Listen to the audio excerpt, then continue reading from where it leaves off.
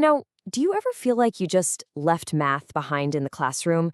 Well, what if I told you that you're using it all the time? I mean, in some of the most important moments of your life, and you probably don't even realize it. Think about this. You're gathered around a table, you're with your friends, you're sharing a meal. It's just a simple, happy moment, right? Or hey, maybe you've got a much bigger dream in mind. Finally launching that business you've always talked about, the one that could change absolutely everything for you. Now, get this. What if I told you that the math you use to split a meal is the exact same math you need to get a business loan? It sounds a little crazy, I know, but stick with me, because today we're going to connect those dots. All right, let's kick things off with something we all know and love, sharing food. So just imagine you and two of your friends are about to dive into this huge, delicious injera. It's fresh, it's cut into 12 perfect slices, you're all starving, and you want to make sure everybody gets their fair share. So, okay, two of your friends have already grabbed their slices, and as you can see here, a pretty big chunk of that injera is, well, it's already gone. Let's just break it down. Your first friend takes a quarter of the whole thing, which works out to 3 slices. Your second friend, maybe a little hungrier, grabs a third of it. That's 4 slices. Okay, so if you add that up, that's 7 slices that have disappeared.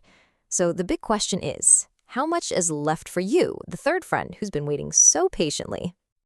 And there it is. 5 slices left. See? By using some really simple fractions, we've made sure everyone gets a fair piece. It seems like a small thing, but that's math working to bring people together. Okay, now let's take that exact same idea and see how it scales up from a simple meal to a life-changing dream. The numbers, yeah, they get bigger, but the logic behind it, it's exactly the same. I want you to meet Alem. She's got that entrepreneurial spirit, and she has this amazing dream to open her own small shop. But, to make that dream a reality, she's gonna need some capital. To be specific, she needs to get a loan for 10,000 bear. Now, this isn't about dividing up something she already has. No, this is about calculating the cost of something she really, really needs. So, to figure out the true cost of her loan, Alem needs a new kind of tool, the simple interest formula. And this is where we shift gears a little bit, from fractions to decimals and percentages. So here's the formula. Don't let it scare you. I equals P times R times T. P is just the principal. That's the 10,000 beers she's borrowing. R is the annual interest rate, and T is the time in years she has to pay it all back. Simple, right? So for Alem's loan, the numbers are laid out right here.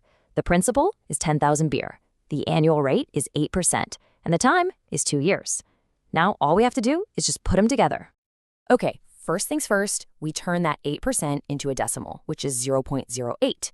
Then we multiply that by the 10,000 burr loan, and that gives us 800 burr in interest for just 1 year. But the loan is for 2 years, so we just double it. And that's the bottom line, 1,600 bear. That is the total interest Alem is going to pay over the course of 2 years. Knowing this number is absolutely crucial for her to plan for her business. And this is where it all comes together. Splitting the injera, that was all about fractions. Getting the loan, that was all about decimals and percentages. But you see, they're just different ways of talking about the exact same thing, parts of a whole. It's the language of rational numbers. And this really brings us to the most important part. This isn't just some math lesson. It's about understanding the practical, powerful toolkit that you already have. So why does any of this matter? Well, because this is the language of everyday life. Whether you are splitting a dinner bill with friends or trying to figure out a loan, knowing how to use fractions, decimals, and percentages, that gives you the power to make really smart, confident decisions. It's empowering. So the next time you share something, or maybe you're planning for the future, just take a second to look a little closer. Because that same elegant, simple logic is at work, helping you navigate your world. So my question for you is, what hidden math will you find today?